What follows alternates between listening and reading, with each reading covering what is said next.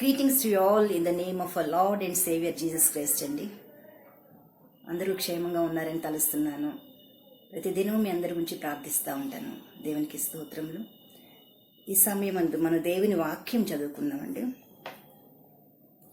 యోహాను సువార్త 19వ అధ్యాయము 17వ వచనం చదువుకుందాము. వారు యేసును తీసుకుని పోయిరి. ఆయన తన సిలువ మోసుకుని కపాల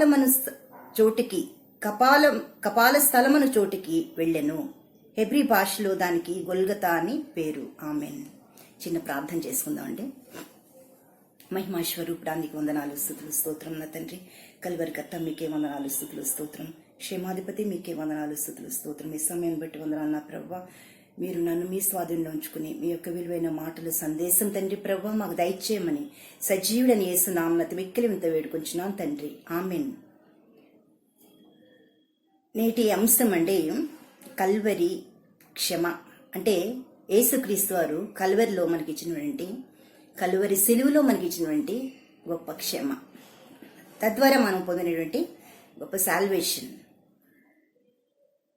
కల్వరి అనే మాట మనం చాలా ఫ్రీక్వెంట్గా వాడుతూ ఉంటాం. Being Christians we use this word చాలాసార్లు, ఎక్కువ కల్వరి అని అంటాం మనం. కల్వరి అనే యాక్చువల్లీ అసలు ఎందుకు ఆ కల్వరికి అంత ప్రాముఖ్యత వచ్చింది? కల్వరి అంటే అసలు ఏంటి? కల్వరి ఆ యొక్క ప్రాంగణానికి క్రీస్తు వారిని సిలువ వేసినట్టు మనం చూస్తున్నాం అక్కడ. కల్వరి అంటే యాక్చువల్లీ ఈ వర్డ్ కల్వరి అనే మాట లాటిన్ వర్డ్ కల్వారియాలో నుంచి వచ్చిందండి.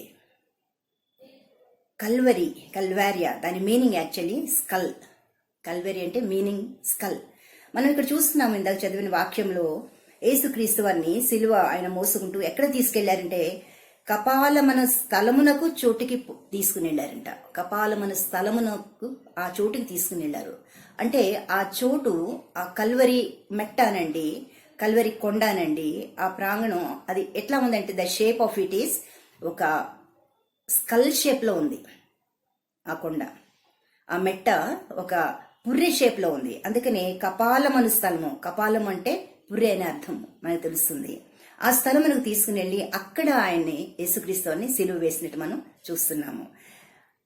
ఆ స్థలం మనకు హెబ్రీ భాషలో దానికి గొల్గతా అని పేరు అని కూడా మనం చూస్తున్నాము. సో కల్వారియా నుంచి కల్వరి అనే మాట వచ్చింది. దాని ఒరిజినల్ మీనింగ్ ఈస్ కల్వరి అంటే skull. Praise the Lord. And యేసుక్రీస్తు వారు ఆ సిలువని అక్కడికి తీసుకుని వచ్చి అక్కడ సిలువ వేయటం వలన ఆ ప్రదేశం నుండి ఆ ప్రాంతానికి ఒక గొప్ప విశిష్టత కలిగినట్టు మనం చూస్తున్నాము. అప్పటి వరకు అసలు ఆ ప్రాంగణం ఏంటి అని అంటే ఆ కల్వరి మెట్ట అక్కడ అసలు ఏం జరిగేది ఏంటి అంటే it is a place of execution by the Roman umpire అనమాట. ఈ నేరస్తుల్ని ఏం చేసేవారంటే ఆ ప్రాంతానికి తీసుకుని వెళ్ళి అక్కడ వారికి ఎగ్జిక్యూషన్, ఈ సిలువ మరణము, ఆ మరణాన్ని వాళ్ళకి అక్కడ విధించేవారు, ఆ శిక్షని అక్కడ విధించేవారు. So it is a place of execution by the Roman empire. మరి యేసుక్రీస్తు వారిని ఎందుకు తీసుకెళ్లారంటే నేరస్తులు తీసుకుని వెళ్ళేవారు, కానీ యేసుక్రీస్తు వారు ఏ నేరము చేయలేదు. అన్యాయపు తీర్పు తీర్చి యాక్చువల్లీ ఆ సిలువ, ఆయన మోసిన సిలువ ఎవరిదంటే బరబ్బాదని మనకు తెలుసు. బరబ్బా స్థానములో, ఒక బందిపోటు దొంగ స్థానములో ఇద్దరు దొంగల మధ్య యేసుక్రీస్తు అని సిలువ వేసినట్టు మనం చూస్తున్నాము. అయితే ప్రియులారా, ఆ రోజుల్లో that is in first century మనం చూస్తున్నప్పుడు ఈ ప్లేస్ అనేది ఎక్కడున్నది అంటే it is out side Jerusalem, వెలుపల కదా, వెలుపల ఆయన సిలువ వేశారు. లోపల కాదు, ఈ పట్టణం లోపల కాదు, కానీ గవని వెలుపల సిలువ వేశారు. యాక్చువల్లీ ద గేట్, ఈ యెరూషలేం ఎంట్రన్స్ గేట్ ఎదురుగుండా ఈ కల్వరి మెట్ట అనేది ఉన్నదంట. సో ఈ గేట్ లోంచి ఈ పట్టణంలోకి వచ్చేవాళ్ళు, బయటికి వెళ్లే వాళ్ళకి ఆ ఎదురుగుండా ఉన్న ఆ యొక్క కల్వరి మెట్ట మీద ఈ నేరస్తుల్ని ఎలా శిక్షిస్తున్నారు, వాళ్ళకి ఎంత కఠినమైన శిక్ష ఈ సిలువ శిక్ష. వాళ్ళు అలా వేలాడుచున్నప్పుడు, వాళ్ళ శరీరాల నుంచి రక్తం కారుతున్నప్పుడు వీళ్ళు గమనించినప్పుడు ఒక విధమైన భయం అనమాట చూసినటువంటి ఈ ప్రజలకి. నేరాలు చేస్తే ఇలాంటి శిక్ష ఉంటుంది కదా, దొంగతనాలు చేస్తే, హత్యలు చేస్తే ఇలాంటిది ఉంటాయి, ఒక భయభ్రాంతం చేసేవారు అనమాట.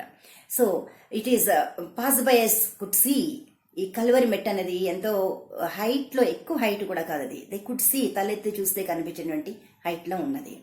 ప్రియులారా, మన కోసము యేసుక్రీస్తు వారు ఆ స్థలములో నేరస్తుల మధ్య మరి భయంకరమైన ఆ యొక్క ప్రాంగణంలోని అక్కడ ఆయన సిలువ వేయబడి ఆయన ప్రశస్త రక్తం, పరిశుద్ధ రక్తము అక్కడ కార్చినట్టు మనం చూస్తున్నాము. ఎప్పుడైతే యేసుక్రీస్తు రక్తము ఆ సెలువు మీద నుంచి మరి ధారధారులుగా కార్చారో, కిందకి ప్రవహించిందో, ఆ ప్రాంగణం యొక్క విలువ మరి మారిపోయింది. ఆ స్థితి మారిపోయింది నిజంగాను. It is a place of execution అని చెప్పుకున్నాము. అంటే మైట్ బి అక్కడ ఇట్ ఈస్ నా శుచి కానీ శుభ్రం కానీ ఏమీ లేనిటువంటి ప్రదేశం. అక్కడ ఆ ప్రాంతము ఒక దుర్గంధంతో కూడా కూడి ఉండొచ్చు. అలాంటి ప్రదేశంలో మరి యేసుక్రీస్తు రక్తం ఎప్పుడైతే చిందింపబడి ఉందో అక్కడ ఆయన ప్రేమ ద్వారా మనకు కనిపిస్తుంది, ప్రేమ కనిపిస్తుంది, యేసుక్రీస్తు వారి యొక్క క్షమ కనిపిస్తుంది. తండ్రి ఈ లోకం ఎంతగానో ప్రేమించి ఆయన ప్రియ కుమారుని ఈ లోకంలో పంపించారు. తండ్రికి ఒబే అవి యేసుక్రీస్తు వారు శిలువ మరణం పొంది మనకి గొప్ప విడుదల ఇచ్చారు, మనల్ని రక్షించారు, మనల్ని క్షమించారు. సో ఈ ప్రాంగణంలో మరి ప్రేమ అనేటువంటి పూలతో నిండిపోయింది అనమాట. తర్వాత యేసుక్రీస్తు వారి మరణం తర్వాత ప్రేమ అనే పూలతో నిండి అక్కడ క్షమ అనేటువంటి పరిమాణాలు అక్కడ వెదరజల్లినట్టు మనం చూస్తున్నాము. సో మారిపోయింది, ఆ తీరే మారిపోయింది. కల్వరి ఆ ప్రాంగణం తీరు కంప్లీట్ గా చేంజ్ అయిపోయినట్టు మనం చూస్తున్నాం. అందుకే నేను ఈ దినాల్లో మనం అనుకోవచ్చు కల్వరి స్వరం అని, కల్వరి టెంపుల్ అని. ఈ కల్వరి అనే మాటను చాలా ఎక్కువగా మనం యూజ్ చేస్తూ ఉంటాం. దేవునికి స్తోత్రములు. మరి ప్రియులారా, యేసుక్రీస్తు వారిని సిలువ వేసినప్పుడు పరలోకం నుంచి అంట దేవదూతలు తొంగి చూస్తూ ఉన్నారంట ఈ దృశ్యాన్ని అంతని కూడాను. వారు చూసి ఆశ్చర్యపోతా ఉన్నారు. ఏంటి, ఒక మానవుని కోసము దైవ కుమారుడు పరలోక సింహాసాన్ని విడిచి ఆయన ఏంటి ఈ మానవుని కోసం, వాళ్ళని రక్షించడం కోసం ఇంత దీన స్థితిలో ఆ సిలువ మరణము పొందుచున్నారు ఆయన అని వాళ్ళు పైనండి ఆ దేవదూతలందరూ చూసి ఆశ్చర్యపోతున్నారంట. ఒక మాట, నిజంగా ఒక మాట కూడా వాళ్ళు పలకలేకపోయారు. అయితే మనం ఒక్కటి గమనించాలి, యేసుక్రీస్తు వారు పుట్టినప్పుడు సర్వ సైన్యం కూడా, పరలోక సైన్యం అంతా కూడా దిగి వచ్చింది. యేసుక్రీస్తు వారు పుట్టినప్పుడు వారు ఎంత సంతోషంతో ప్రతిగానాలు చేస్తూ మరి సర్వోన్నతమైన స్థలములను దేవునికి మహిమయు, ఆయనకి ఇష్టమైన వారికి భూమి సమాధానం కలుగును గాకని హల్లెలూయా గానాలు చేసినట్టు మనం చూస్తున్నామండి. కానీ ఇప్పుడు మటుకు వారు పరలోక సైన్యం అంతా కూడా ఆశ్చర్యపోయి విస్తుపోయి చూస్తూ ఉందంట.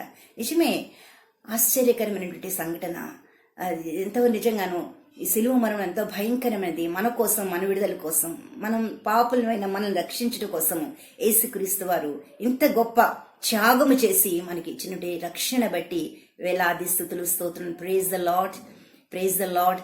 అండ్ మనకి ఒక్కటే గుర్తుకొస్తుందండి, ఏంటంటే ఈ కలువరి కొండ అన్నప్పుడు మనకి మోరియా పర్వతం గుర్తుకొస్తుంది వెంటనే మనకి. మోరియా పర్వతం మీద అక్కడ జరిగిన అద్భుతం ఏంటంటే తండ్రి అయిన యెహోవా గారు అబ్రహాం గారికి పుట్టినటువంటి కుమారుడు, అది కూడా ఆయన 100 years అప్పుడు వృద్ధాప్యంలో పుట్టినటువంటి కుమారుడు ఇస్సాకుని తీసుకుని వెళ్ళి బలి అర్పణ ఇవ్వమని కోరారు. కోరినప్పుడు ఈయన విధేయుడై అబ్రహాం గారు తీసుకుని వెళ్ళి కుమారుడిని అక్కడ బలి అర్పణ కోసం సమస్తం కూడా సిద్ధపరిచి ఆ కత్తి ఎత్తినప్పుడు ఆకాశం నుంచి ఒక స్వరం వినిపిస్తుంది, నువ్వు నీ కుమారుని చంపొద్దు. ఒక పొటేలు ఆ యొక్క పొదల్లో చిక్కుకుని ఉన్నది, ఆ పొటేల్ని సబ్స్టిట్యూట్ గా ఉన్నది, అది దానిని తీసుకొచ్చి బలి అర్పించమన్నారు. అంటే ఇక్కడ ఇస్సాకు కోసం ఒక substitute it was arrange there by our heavenly Father. ఒక సబ్స్టిట్యూట్ ఉన్నది ఇస్సాకు కోసం, అక్కడ తప్పింపబడింది ఆయన మరణం. కానీ ఇక్కడ యేసు క్రీస్తు వారి కోసం దెర్ ఇస్ నో సబ్స్టిట్యూట్. ఎందుకంటే ఆయన రక్తం మాత్రమే మనల్ని పరిశుద్ధపరచగలదు. ఆయన రక్తం చిందించుట ద్వారా, ఆయన ప్రాణమును పెట్టుట ద్వారా మాత్రమే మనకి రక్షణ. He's our saviour, he's our redeemer. Praise the Lord. So there is no substitute for Christ. Amen. ఎంత గొప్ప శిలువ కార్యం చేశారు ఆయన. అంతేకాదు మనం చూస్తున్నప్పుడు ప్రియులారా, ఈ ప్రాంగణంలోని ఎన్నో అద్భుతాలు జరిగినట్టు మనం చూస్తున్నాం. యేసయ్య శిలువ మీద వేలాడుతున్నప్పుడు ఆయన మరి శిలువను వేదికగా చేసుకొని ప్రప్రథమంగా మరి ఆయన పలికినటువంటి పలుకుల్లో ఫస్ట్ మాట మనం చూస్తున్నాము, తండ్రి వీరేమి చేస్తున్నారు వీరెరువురు కాబట్టి వీరిని క్షమించండి. క్షమ, మనం అక్కడ క్షమ చూస్తున్నాము. క్షమ అనేటువంటి నిజంగాను ఈ లోకానికి క్షమిస్తున్నారన్నమాట. ప్రతి పాపం నుండి విడుదల ఇవ్వడానికి క్షమిస్తున్నారు.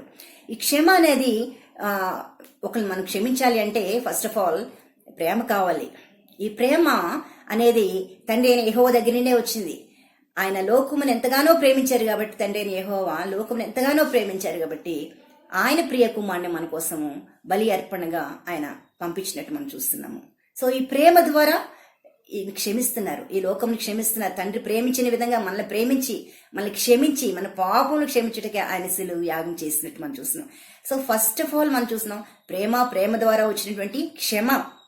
ఈ క్షమ ద్వారా నిజంగాను మరి మనం రక్షింపబడిచినట్టు మనకు తెలుస్తుంది. సో అక్కడ మనం చూసినప్పుడు శిలువ కార్యంలో ఫస్ట్ క్షమ కనిపిస్తుంది. అండ్ వెంటనే కూడాను అక్కడ ఒక రిపెంటెన్స్ కనబడుతుంది దొంగలోని. ఆయన క్షమిస్తున్నారు, ఈయన దైవ కుమారుడు ఉండొచ్చు, ఇంత బాధపడుతూ ఈయన క్షమిస్తున్నారంటే ఈయన తప్పకుండా దేవుని యొక్క కుమారుడే ఉండొచ్చు, ఈయనకు ఒక రాజ్యం ఉండొచ్చు అని ఆయన వేడుకున్నప్పుడు ఇమీడియట్ గా ఆయన ఈ గేవ్ ది అష్యూరెన్స్, నేడు నీవు నాతో కూడా పరదేశంలో ఉండు అని రక్షణ అభయం ఆయనకి వెంటనే దొరికినట్టు చూస్తున్నాము.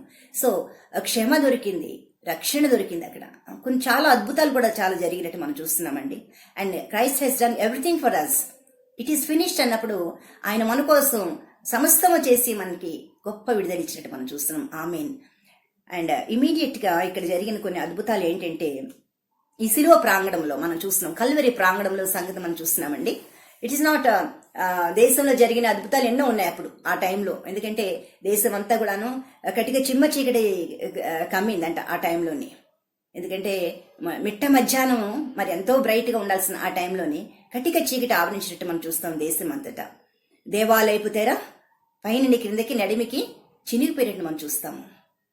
అండ్ సమాధులు తెరువబడినట్టు చూస్తాము, భూకంపం వచ్చినట్టు చూస్తాము. మరి ఎన్నో అద్భుతాలు మనం చూస్తున్నాము. అయితే ఇక్కడ ఈ శిలువ ప్రాంగణంలో, ఈ కల్వరి ప్రాంగణంలో జరిగిన అద్భుతాలు కొన్ని చెప్తానండి. ఏంటంటే యేసుక్రీస్తు వారు ఇంకా మరణించారా లేదా అనేది ధృవీకరించుకోవడానికి ఆ యొక్క సోల్జర్ సైనికుడు ఏం చేస్తుంటే ఒక బళ్ళెం తీసుకుని ఆయన ప్రక్కలో పొడిచినప్పుడు రక్తము నీరు కారినట్టు మనం చూస్తున్నామండి. పరిశుద్ధ గ్రంథం తెలుపబడుతుంది మనకి. అయితే ఆ రక్తం అంట ఒక drop of that blood, Jesus Christ blood, ఈ యొక్క సైనికుడి కంటిలో పడింది. ఆయన కంటికి చాలా ట్రబుల్ అంటే సరి కనిపించేది కాదంట అతని కన్ను. ఆ కంటిలో పడినప్పుడు ఇమ్మీడియట్ గా అతనికి మంచి విజన్ వచ్చేసింది. Praise the Lord. సో స్వస్థత కలిగింది అతనికి. అతను ఆశ్చర్యపోయాడు. అంతేకాదు అక్కడ ఉన్నటువంటి శతాధిపతి కూడాను ఈయన నిజముగా దేవుని కుమారుడే అన్న మాట, ఈయన నీతిమంతుడే అన్న మాట కూడా మనం వింటున్నాము. Praise the Lord. సో హృదయాల్లో మార్పు వచ్చింది. యేసుక్రీస్తు వారి శిలువ మీద ఎత్తబడినప్పుడు అనేక మంది మరి ఆకర్షితులవుతారని వాక్యం చెప్పింది కదా. అనేక మంది ఆయన తట్టు చూసినప్పుడు ఆకర్షితులవి వారిలో ఒక విధమైన మార్పు మనం గమనిస్తున్నామండి. ఇది దేవునికి స్తోత్రములు. సో అక్కడ జరిగినటువంటి మార్పులు మనం ఆ ప్రాంగణంలో మనం చూస్తున్నాము. Praise the Lord. And one thing, మనం క్షమ అనే దాని గురించి మనం నేడు మాట్లాడుకుంటున్నాం. ఎందుకంటే ఈ ప్రాంగణంలో జరిగిన అద్భుతాలు, ఆ ప్రదేశం ఎలాంటిది, అసలు కల్వరి అంటే ఒక స్కల్ అని మనం తెలుసుకున్నాము. అయితే ఈ క్షమ అనేది ప్రభువు ఇచ్చినటువంటి క్షమ గురించి మనం తెలుసుకుందాము. ఆ క్షమ లేకపోతే మనకి రక్షణ లేదు అన్న సంగతి మనకు తెలుసు. మనం ఎప్పుడైతే రిపెంట్ అవుతామో తప్పకుండా ప్రభు క్షమించి గొప్ప విడుదల ఇచ్చి ఆయన క్షమిస్తారు. కాబట్టి ఆ క్షమ గురించి మనం కొన్ని సంగతులు తెలుసుకుందామండి. యేసుక్రీస్తు వారు వారి శిష్యులతో ఉన్నప్పుడు వారికి పరలోక ప్రార్థన ప్రభు ప్రార్థన నేర్పిస్తారు. వారికి ప్రార్థించి తెలియనప్పుడు ఆయనే నేర్పిస్తారు. ఆ పరలోక ప్రార్థనలో మనం చూస్తాము ఏంటంటే, మా రుణస్థులను మేము క్షమించిన ప్రకారము మీరు మా రుణములను క్షమించుము. సో అంటే క్షమ, మనము ఇతరులను మనం క్షమించినప్పుడే ప్రభు వారు మన యొక్క అపరాధములనండి మన రుణములని ఆయన క్షమిస్తారు. సో ఈ క్షమ అనేది డైరెక్ట్ గా మనం ప్రభు క్షమించేశాడు కదా, మనం ఎవరిని క్షమించకపోయినా పర్వాలేదు అనుకుంటే కాదు. మనం కూడా ఇతరులను మనం క్షమించినప్పుడే మన అపరాధములంట ఆయన క్షమిస్తారు. సో ఇది చాలా గమనించుకోవాల్సిన అంశం అండి. అండ్ పేతురు గారు అడుగుతారన్నమాట, ప్రభువా తన సహోదరుని ఎన్నిసార్లు క్షమించవచ్చు? 7 మారులా అన్నప్పుడు ప్రభువు చెప్తారు, యేసుక్రీస్తు వారు 77 మారులు అంటారు. 77 మారులు, 7 మారులు కదా, 77 మారులు అంటే 70 into 7, 490 times క్షమించాలని చెప్తున్నారు. Praise the Lord. సో ప్రభు ఈ క్షమ గురించి ఆ సహోదరులు నిజంగా సహోదరుల ఐక్యత కలిగి జీవించడం ఎంత మేలు మనోహరం అని వాక్యం మనకు చెప్తుంది. కానీ ఈ సహోదరులోనే నిజంగాను కలవరాలు ఒక్కొక్కప్పుడు అపవాది తీసుకొస్తున్నప్పుడు దానికే వాళ్ళు బంధింపబడి ఉంటున్నారు, అందులో బయటికి రాలేకపోతున్నారు, క్షమించలేని స్వభావంతో ఉంటున్నారు. వారు ఏంటంటే దాంతో పట్టబడి పీడించబడుతున్నారు అనమాట. కానీ ప్రభు చెప్తున్నారు 77 మారులు క్షమించాలి నీ సహోదరుని. ఒకవేళ నీ అర్పణ గాని నువ్వు చెల్లించడానికి కానుకలు వేయడానికి వెళ్ళినప్పుడు నీ సహోదరుని మీద నీకు వ్యతిరేకంగా ఉన్నట్టయితే వెంటనే వెళ్ళి అతనితో సమాధానపడి అప్పుడు వచ్చి నీ కానుకను నీ అర్పణమును చెల్లించు అని చెప్తూ ఉన్నారు. Praise the Lord. సో క్షమ యొక్క విలువ, the forgiveness. God has he has forgiven us. కానీ మనం కూడా ఇతరుని మనం క్షమించాలి. ఇది చాలా గమనించవలసిన విషయం అండి. క్రైస్తవ సహోదరులు అందరూ కూడాను నిజంగా క్రైస్తవ జీవితంలో క్షమ అనేది చాలా ఇంపార్టెంట్. కానీ క్షమించలేని స్థితిలో మనలో చాలా మంది ఉంటున్నామని మనం గ్రహించుకోవాలి. సో ఈ వాక్యము మరి ప్రభు చెప్తున్నప్పుడు మనలో ఎట్లాంటి మార్పు రావాలి, తప్పకుండా మన యొక్క మనం సరి చేసుకోవాలి, వాక్యం ద్వారా సరి చేసుకోవాలి. కాబట్టి ఇంకనూ మనం ఎవరైనా క్షమించకుండా ఉన్నామా అనేది మనం ఒకసారి ప్రశ్నించుకుందాము.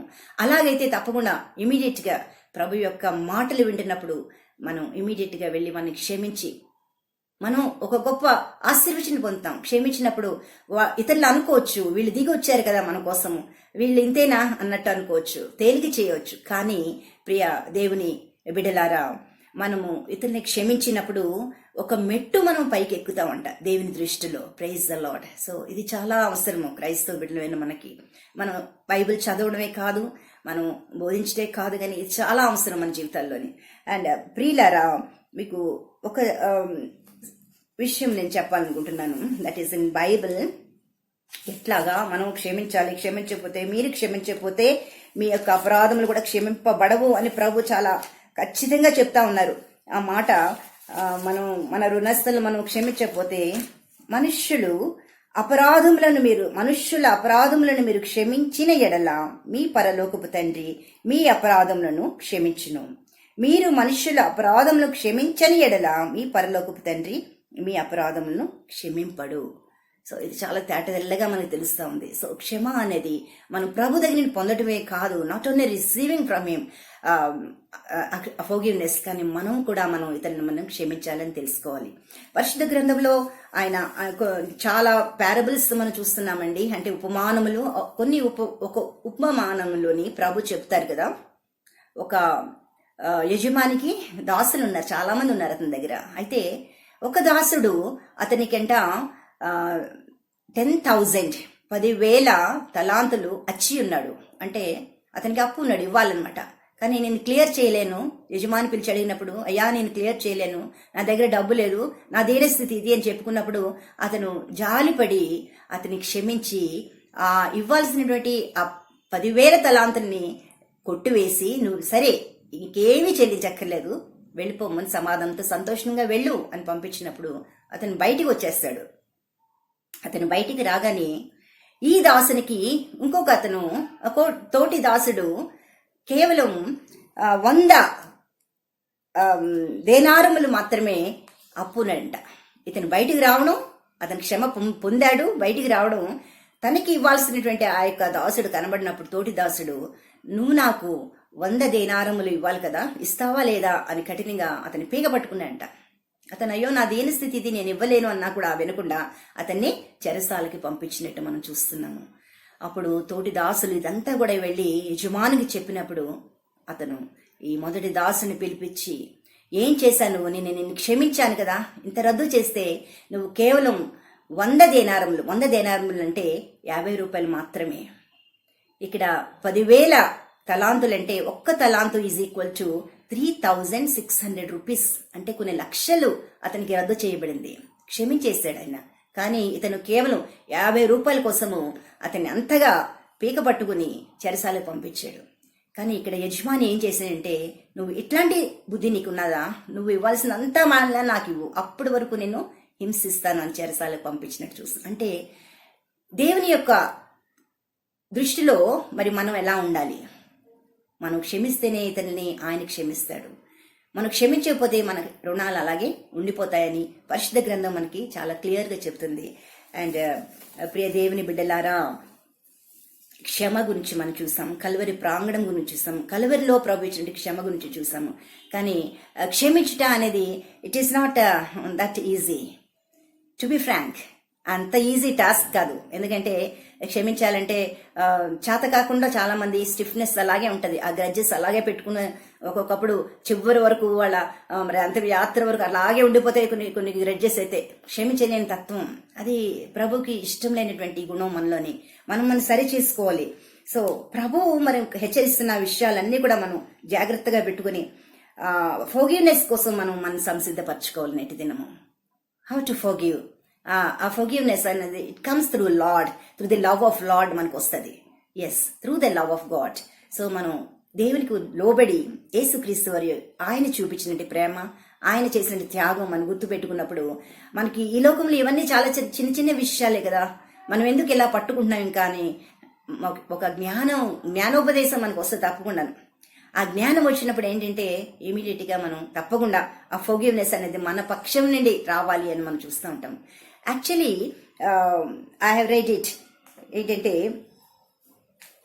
forgiveness, it seems forgiveness is the key to the inner peace, because it is the mental technique by which one's thoughts may be transferred from fear to love.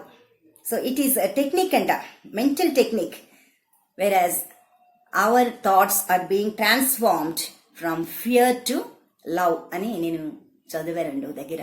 నిజమే, మనలోని యాక్చువల్లీ మనకి ఇష్టం లేని వ్యక్తులు, మన కోపంగా ఉన్న వ్యక్తులు, మన ఫర్గివ్ చేయలేని వ్యక్తులే కనబడినప్పుడు the situation we can imagine, stiffness వచ్చేస్తుంది ఇద్దరిలో కూడాను. ఒక స్టిఫ్ గా పెట్టేసుకుని వాళ్ళు ఏంటంటే వీళ్ళు కనబడ్డారా తప్పించుకుని వెళ్ళడం ఎలాగా అనేటువంటి ధోరణిలోని లేనిపోయిన బీపీలు తెచ్చుకుంటారు.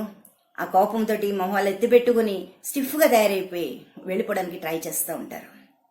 వీళ్ళతో మాట్లాడకూడదు కాబట్టి నేను ఇలాగా ఆ body language will be totally different ఆ టైంలోనే. So it creates type of మన ఇన్నర్, మన హార్ట్ లోని ఫియర్ అనేది వస్తూ ఉంటది ఎదుటి పడితే ఆ వ్యక్తి. సో దేవుని మహోన్నతమైన కృప ద్వారా ఎప్పుడైతే ఈ యొక్క ఫోర్గివ్నెస్ అనేటువంటి యాటిట్యూడ్ మనలో డెవలప్ అవుతుందో నెమ్మది, హృదయానికి నెమ్మది, శాంతి, సమాధానం దొరుకుతుంది మనకి. సో మన ప్రభు సమాధానకర్త. ఈ సమాధానం అనేది ఫర్గివ్నెస్ ద్వారా మనం చేపట్టగలము. సో ఇది చాలా విలువైంది. We all need this forgiveness. So Calvary, what is Calvary? Calvary ప్రాంగణంలో యేసుక్రీస్తు వారు చిందించిన అమూల్యమైన రక్తం ద్వారా ఆ ప్రాంగణం అంతా కూడా మరి గొప్ప విలువ సంతరించుకుంది, గొప్ప ఆశీర్వచనం సంతరించుకుంది. సో కల్వరి మెట్ట, ఆ కల్వరి మెట్టలో క్రీస్తు రాజు మన కోసం చిందించిన ఆ యొక్క పరిశుద్ధ రక్తము, ఆయన యొక్క ప్రాణం మన కోసము పణంగా పెట్టి మనకు గొప్ప రక్షణ ఇచ్చినట్టు మనం చూస్తున్నామండి. So the saviour, our redeemer, we have to praise him. And ఆయన యొక్క మరి మాటల నుండి మన హృదయాల్లో భద్రపరుచుకుని ప్రభు యొక్క కృప ద్వారా మనం అవి కొనసాగించుకుంటే తప్పకుండా మనం ప్రయత్నించాలి. తద్వారా మనం నిజంగా ఎంతో మేలు, ఆశీర్వచనం, దీవెన తప్పకుండా పొందగలం. సో క్షమ లేని జీవితాలు మనకొద్దు ఇక మీదట. తప్పకుండా మనం క్షమించి ప్రభు యొక్క ప్రేమ ద్వారా, ఆయన మనకి చూపించినట్టు యొక్క గొప్ప ధైర్యం ద్వారా మన ముందు కొనసాగటకు ఈ చిన్న వాక్యము మనందరికీ ఆశీర్వాదకరంగా, ఆదర్శకరంగా ఉండడానికి ప్రభు యొక్క కృప మనకి కుమ్మరించబడును గాక. ఆమేన్. చిన్న ప్రార్థన చేసుకుందామండి. Thank you Lord. మహాపరిశుద్ధుడా, నీకు వందనాలు, స్తుతులు, స్తోత్రం నా ప్రభా. ఈ సమయం ఉంది నా ప్రభా, మీరు మాట్లాడని విధానం బట్టి వందనాలు, స్తుతులు, స్తోత్రం నా రాజా. తండ్రి, మా హృదయాల్లో మీరు ఉండండి తండ్రి ప్రభా. ఇంకనూ ఒకవేళ క్షమించలేని తత్వాలు మాలో ఉన్నాయేమో, నాలో ఉన్నాయేమో తండ్రి ప్రభా, మీరు సరిచేయమని వేడుకుంటున్నాం. మీకు ఇష్టకరమైన జనాంగము నా ప్రభా, మిమ్మల్ని తండ్రి ప్రభా ఎదుర్కొనేటప్పుడు తండ్రి ప్రభా మాలో తండ్రి ప్రభా ఎటువంటి కల్మషం లేకుండా ఉండేటట్టు తండ్రి మమ్మల్ని మీరే మీ యొక్క సిలువ రక్తంతో పరిశుద్ధపరిచి మీ ఆజ్ఞలకు లోబడే జీవితాలు మాకు దయచేయమని వేడుకుంటున్నాము. మా EFGM సంఘాన్ని మీరు ఆశ్రయించి దీవించి తండ్రి ప్రభా, సంఘ పరిచయాన్ని బాగుగా దీవించి తండ్రి ప్రభా నాయన పాశ్రం గారిని తండ్రి బహుగా దీవించమని వేడుకొంచున్నాను నా ప్రభా తండ్రి. ఈ యొక్క ప్రస్తుత పరిస్థితుల్లో తండ్రి ప్రభు ఉన్న కరోనా వైరస్ ని మరి గద్దించమని వేడుకొంచున్నాం నాయన. ప్రజలందరికీ తండ్రి, ప్రపంచానికి తండ్రి గొప్ప విడుదల కృంపు చేసి స్వస్థత మీరు దయచే తండ్రి ప్రభా. మాకు సరిపడిన దేవుడు మీరు నా ప్రభా. మీరు శాంతికరమై ఉన్నారు తండ్రి ప్రభా. యేసు మీరు మా జీవితాలకి ప్రభా శాంతికరంగా ఉంది తండ్రి ప్రభా. మీరు వచ్చి తండ్రి ప్రభా మాకు శాంతి, మీ సమాధానం, సంతోషాన్ని ఇచ్చి ఉన్నారు తండ్రి. Thank you lord. ఈ గొప్ప రక్షణ బట్టి వందనాలు, స్తుతులు, స్తోత్రం. కలువరి సిలువలో తండ్రి ప్రభా మీరు మాకు ఇచ్చినటువంటి క్షమన బట్టి వందనాలు, స్తుతులు, స్తోత్రం. తండ్రి ప్రభా వాక్యం విన్న ప్రతి బిడ్డను కూడా మీరు ఆశ్రయించి వారి కుటుంబాల్లో తండ్రి ప్రభా ఏ అవసరతలు ఉన్నాయి తండ్రి ప్రభా అవన్నీ కూడా మీరే తండ్రి నాయన సరిచేసిన ప్రభా ఆశీర్వాదకరంగా దీవెనిగా నిలబెట్టండి. ప్రతి బిడ్డకి సంపూర్ణ బలమును, శక్తిని, స్వస్థత దయచే మీ కవిట్లో మమ్మల్ని దాచి భద్రపరిచి, మీ కుటుంబహస్తాల్లో తండ్రి మమ్మల్ని దాచి భద్రపరిచి మా చేయి పట్టి మమ్మల్ని నడిపించమని మా ప్రభును ప్రియరక్షకుడని యేసు క్రీస్తు వారి దివ్య నామమున అతి మిక్కిలి వినయంతో వేడుకొంచున్నాను తండ్రి. ఆమేన్. Thank you master.